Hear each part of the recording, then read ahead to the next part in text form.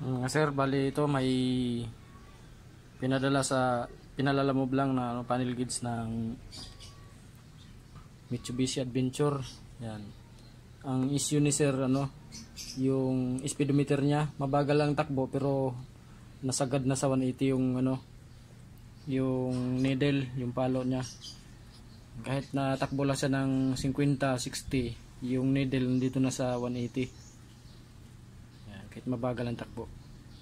Sana dito, pina-repair na raw ni sir sa iba to pero ganun pa rin daw. Hindi naman daw nagawa. Subukan natin kung kaya nating gawin. Kasi na buksan na sa iba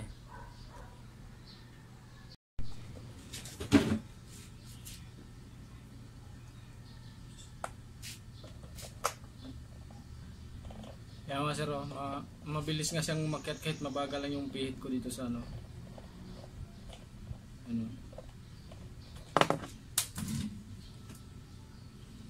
napalo agad sa high speed mga sir. Ganito ng cable.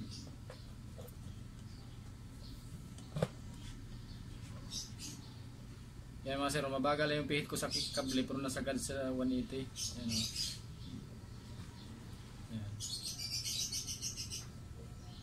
Yan, may problema nito yung flywheel mga sir. Yung flywheel nitong speedometer. Mechanical to sir, mga sir. Yan nasagad sa high speed. 180 kaagad, kunting pihit ko lang mga sir. Mabagal pa yung pihit ko. Yan 180 kaagad. Yung pinaproblema ni sir. Kaya pinarepair daw niya. Ganun pa rin daw nung binalik sa kanya, ganun pa rin daw. Subukan natin.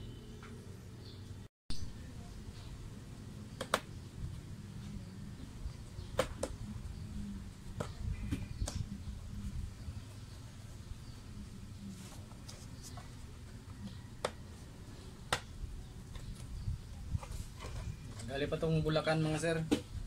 Pinalalamove lang ni sir. Nangyari kasi busy sa trabaho.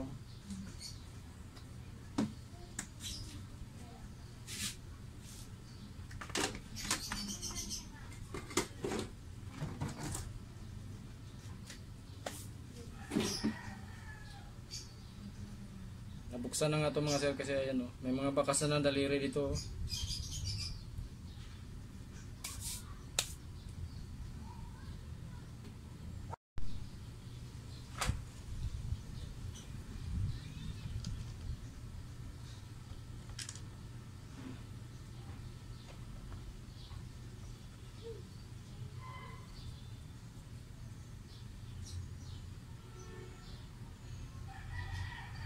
Mga sir, madumi.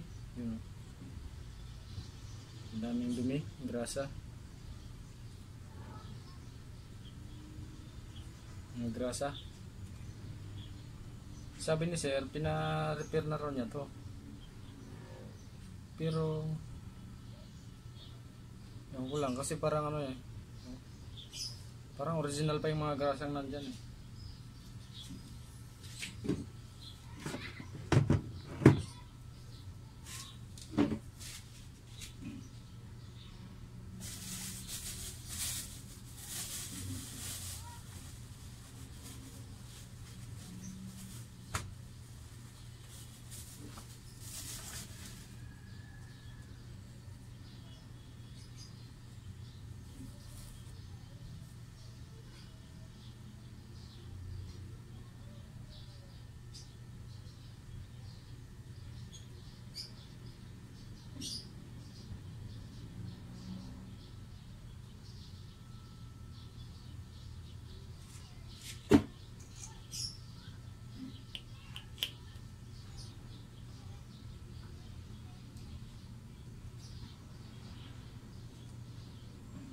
High speed talaga siya mga sir kahit mabagal yung pihit ko.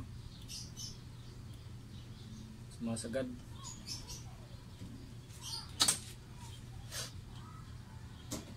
Ayusin natin ito mga sir.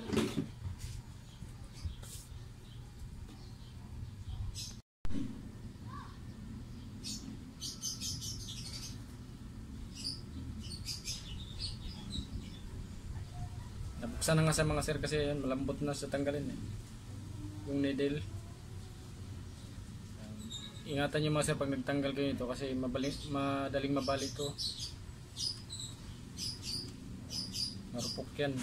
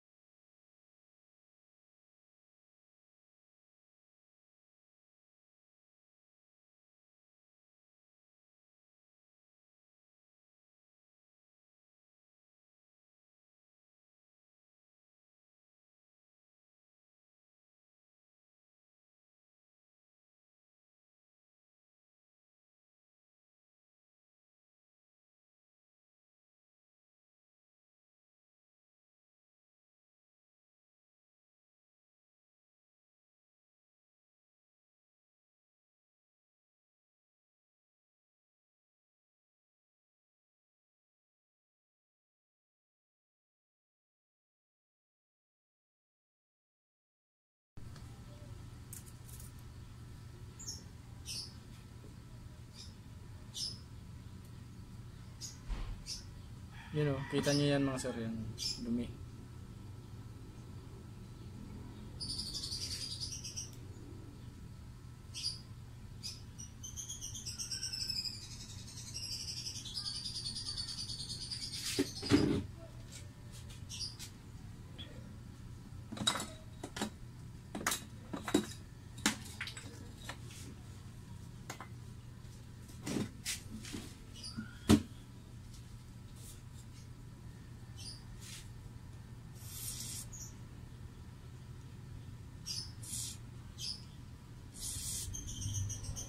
Yan o, dumi-dumi mga sir.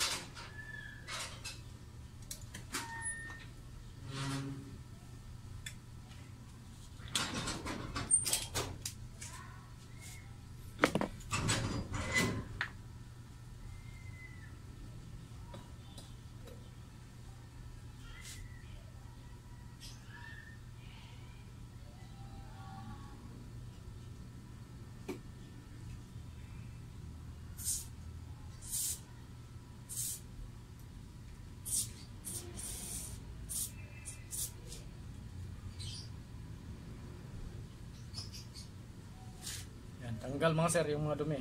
Siniritan ko ng ano, contact cleaner.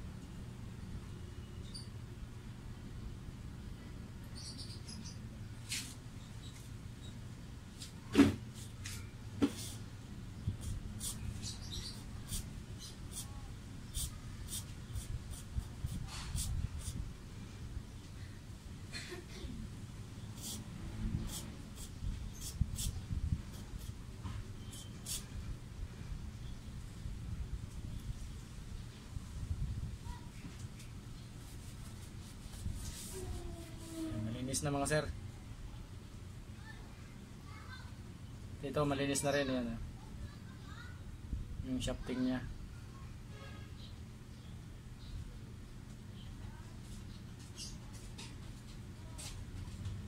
Mabili po. Mayroon po yung band-aid. Pasoy bebe, band-aid daw. Yun po yun. Huwag. Magkano po band-aid?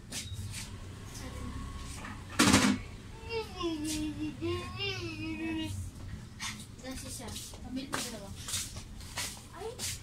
Di ako. Di ako. Di ako.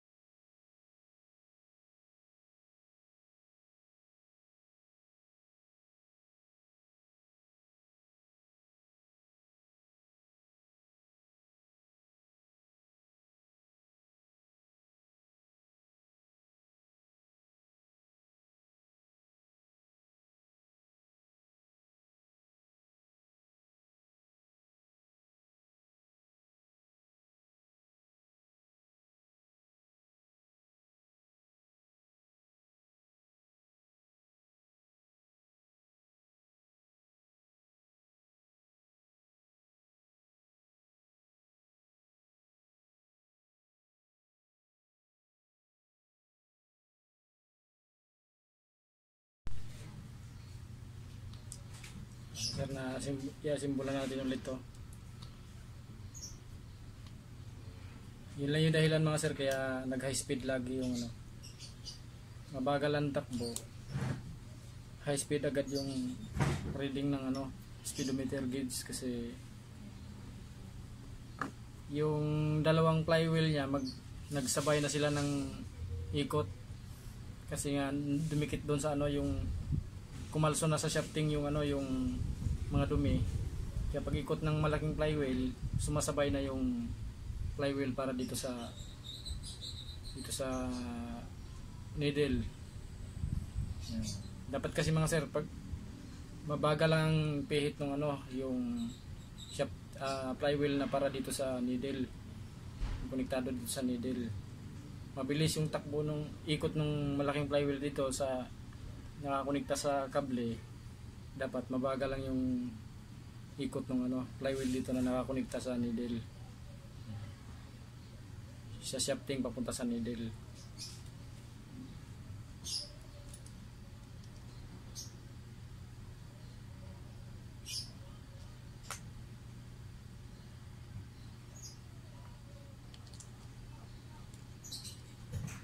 Ayos na. Ano lang siya kadali mga sir. Ingatan nyo lang to lagi pag pag nag-DIY kayo yan. Pag nasira yan, wala na. Bili ka na ng bago.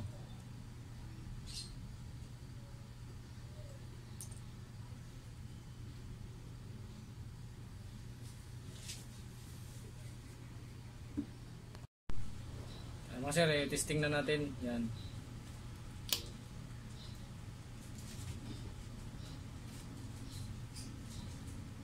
Yan. Ayos na mga sir, yung palo ng needle normal na. Hindi na siya nag-high speed kahit mabagal yung Yan.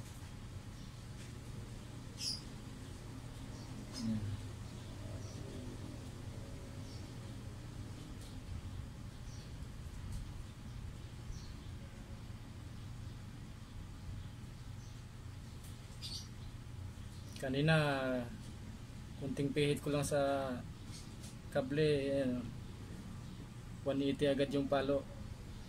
Ayan. Ngayon ayan, kahit bilisan ko na yung pihit ng kable, ayan, hindi na siya napalo ng high speed. Is na mga sir, lagay ko na to sa mismong panel para pa-pick up na ng may-ari. Sir, yung yung panel gauge mo, pwede mo na ipa-pick up. Yan. Hindi na siya nag-high speed. Normal na yung palo niya.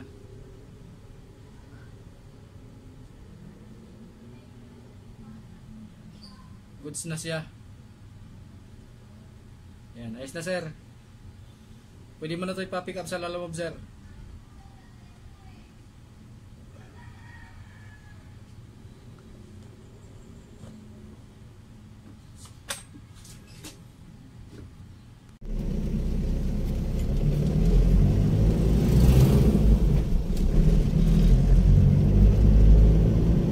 Okay na, all goods. The best ka talaga, Sir Joe Urais. Accurate na po yung reading ng speedometer ko. Maraming salamat po.